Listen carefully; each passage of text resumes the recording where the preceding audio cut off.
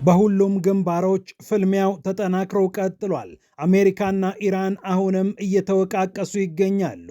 አሜሪካ የመከታ ስራዬን አጠናክሬ ቀጥያለሁ፣ ወደ ጦር ቤዞቼ የተወረወሩትን የኢራን ሚሳኤሎችንና ድሮኖች እያከሸፍኩ ነው ብላለች።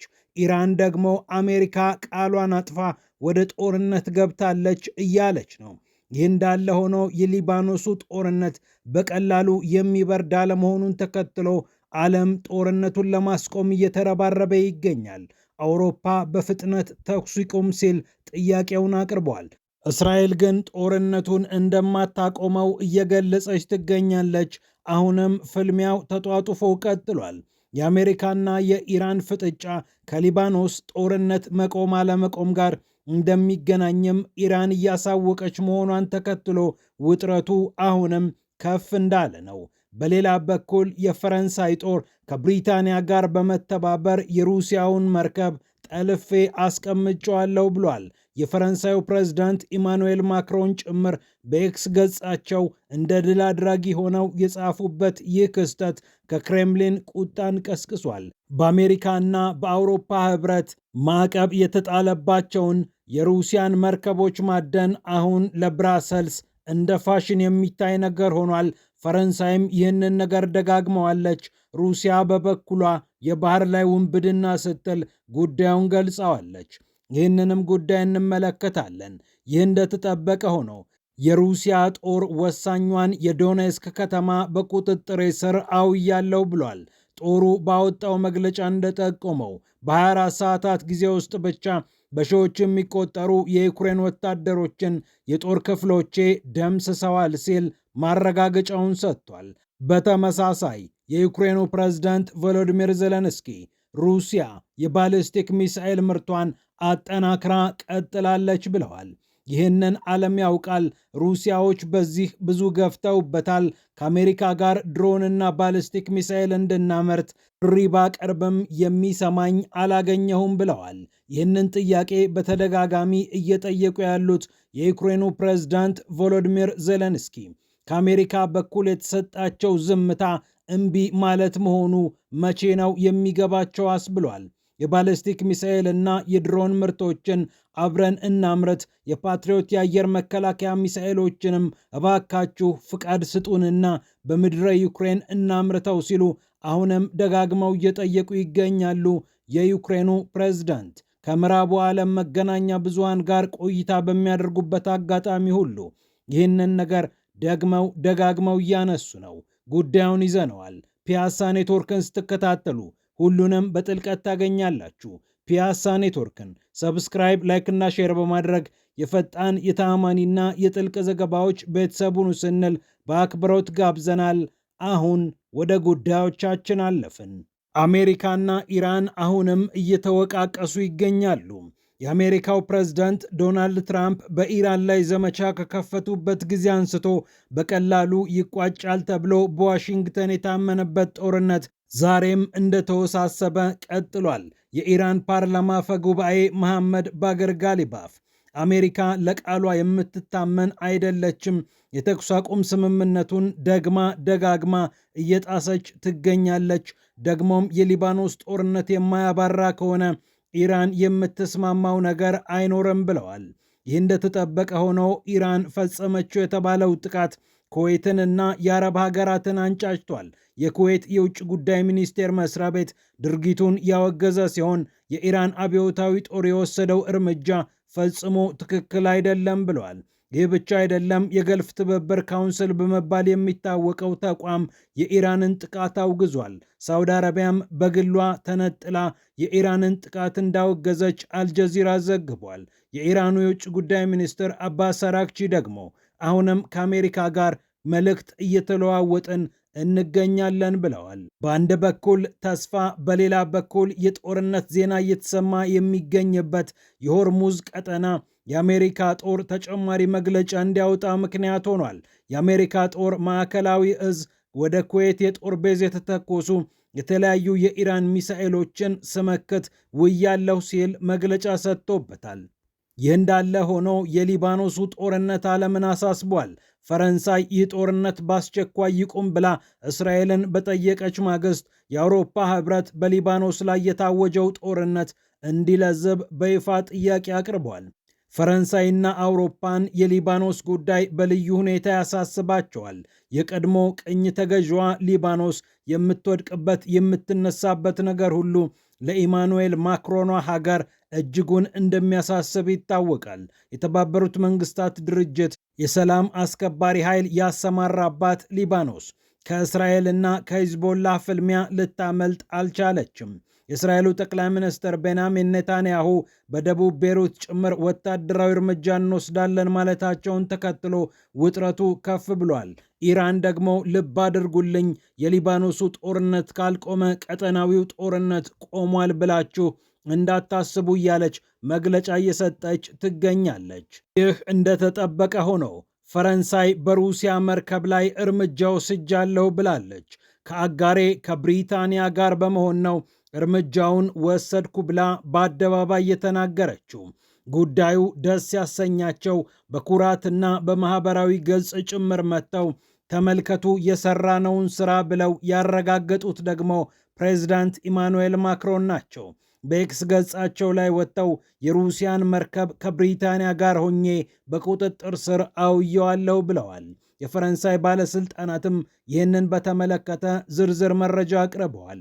በሄሊኮፕተር በታገዘ ዘመቻ መልህቅ እንድትጥል የተደረገችው የሩሲያ መርከብ ሕገወጥ በሆነ መልኩ የካሜሩንን ሰንደቅ ዓላማ ስታውለበለብ ነበር ተብላለች። መርከቢቱ ወደ ካሜሩን ከሩሲያ ተነስታ እየተጓዘች የነበረ ሲሆን መሃል ላይ በኖርዌይ ጠረፍ ታይታለች።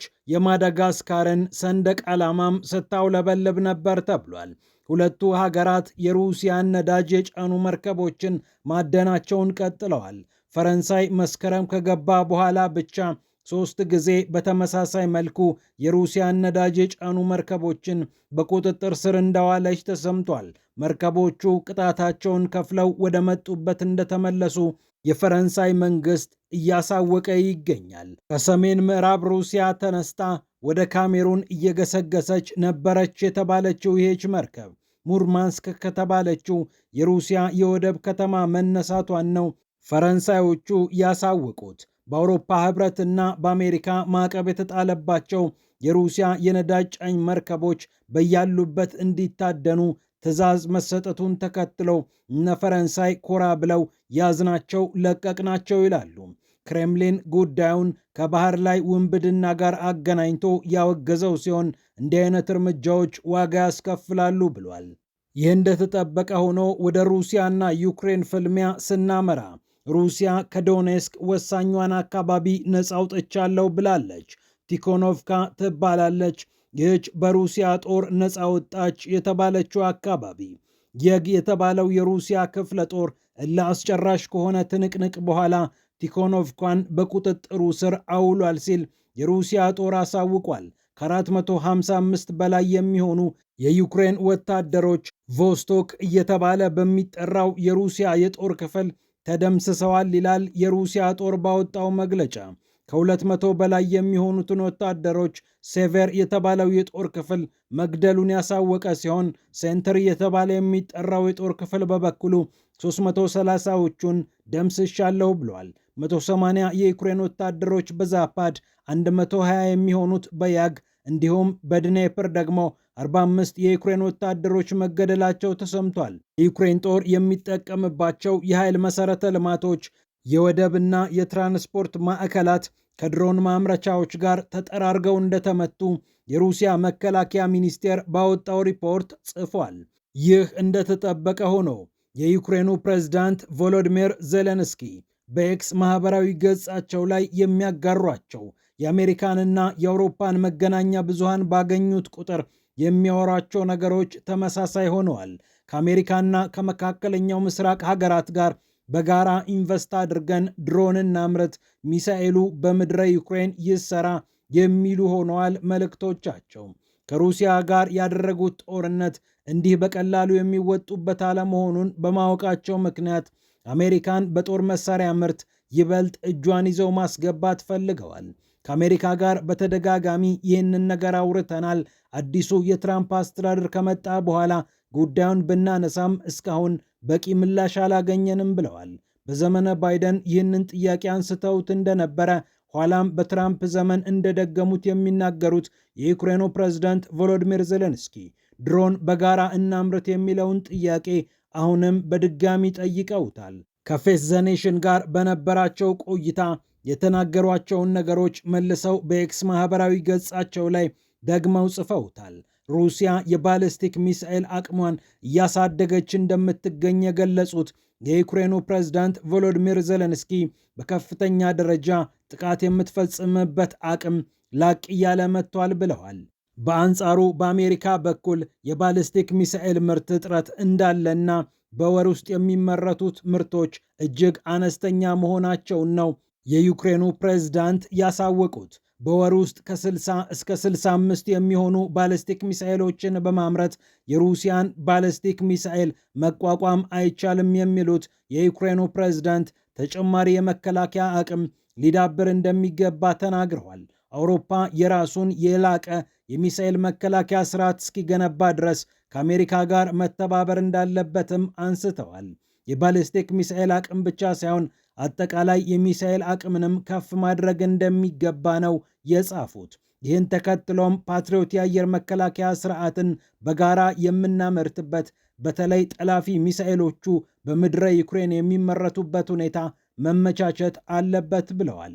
በድሮንም ረገድ ከአሜሪካ ውጪ የመካከለኛው ምስራቅ ሀገራትን አብረን እንስራ የሚል የኢንቨስትመንት ጥያቄ እንዳቀረቡ ተናግረዋል። እኛ በጦር ሜዳ ያካበትነውን ልምድ ይዘን እንጠጋችሁ፣ እናንተ ገንዘባችሁን ስጡን ብለው በተደጋጋሚ መጠየቃቸው ይታወቃል። አሜሪካ ደግሞ ያላትን እኛ ፈጽሞ ያልደረስንበትን የአርቲፊሻል ኢንተለጀንስ ወይም የኤአይ ቴክኖሎጂ ታጋራን፣ እኛ ከጦር ሜዳ በቀሰምነው ልምድ ተመስርተን ጠንካራ ድሮኖችን እናምርትላት ሲሉም በተደጋጋሚ ጠይቀዋል። ከወደ ዋይት ሃውስ ግን ይህ ሁሉ ልመናና ዋይታ የተሰማ አይመስልም። የአሜሪካው ፕሬዝዳንት ዶናልድ ትራምፕ አሜሪካን ዝቅ ሊያደርግ የሚችል ነገ ዩክሬኖቹ ወጥተው እኛ እኮ ነን ለአሜሪካ እንደዚህ የሰራ ነው፣ እኛ ባንኖር ኖሮ ምን ትሆን ነበር የሚል ፉከራ መስማት የፈለጉ አይመስልም። ፒያሳ ኔትወርክን ስትከታተሉ ስለቆያችሁ ክብረት ይስጥልን ብለናል። ፒያሳ ኔትወርክን ሰብስክራይብ፣ ላይክ እና ሼር በማድረግ የፈጣን የተአማኒና የጥልቅ ዘገባዎች ቤተሰቡን ስንል በአክብሮት ጋብዘናል። በአስተያየት መስጫ ሳጥን ውስጥም ስለ ዝግጅታችን የሚሰሟችሁን ነገሮች እንድትጽፉልን በአክብሮት እንጋብዛለን። ሰላም ለዓለማችን።